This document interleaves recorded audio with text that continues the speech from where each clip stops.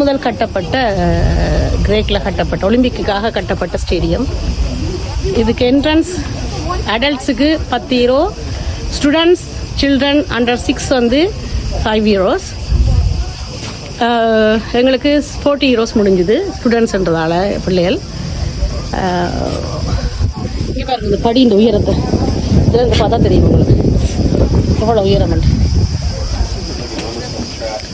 First visit in Greece. இங்கே Greek language கதைக்கினம்.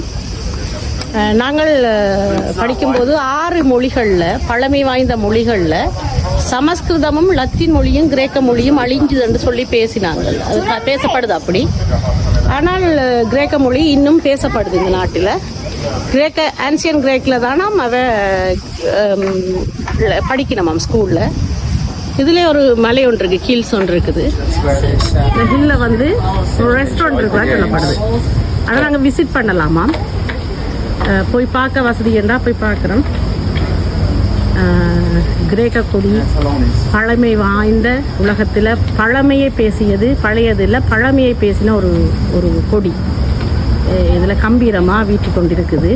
ஃப்ளைட்டில் வந்து இறங்கினோடனே இந்த மண்ணில் எனக்கு ஒரு உணர்வு வந்து என்னன்னு சொன்னால், ஏதோ ஒரு அதிசயமான பூமிக்கு வந்த மாதிரி எனக்கு ஏதோ ஒரு உணர்வு, ஏதோ ஒரு புதுமையான. வேறு நாடுகளுக்கு போகும்போது எனக்கு அப்படி ஒரு உணர்வு வந்ததில்லை. இந்த நாட்டை பார்க்கணுமென்று கனகாலமாக நான் ஆசைப்பட்டு கொண்டிருந்தது தான். வந்து பாருங்க, செலவில்லை. நீங்கள் பெரிய செலவில்லை போல இருக்குது உணவுகள் எல்லாம்.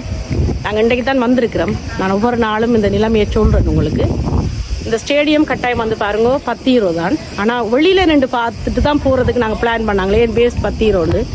ஆனால் இல்லை, உள்ளுக்கு வந்தால் அதில் வித்தியாசம் தெரியுது. 1 லட்சம் பேர் இருந்து பார்க்கக்கூடிய ஒரு அருமையான ஸ்டேடியம். நான் மேலே போயிட்டு வீடியோ எடுக்கிறேன்.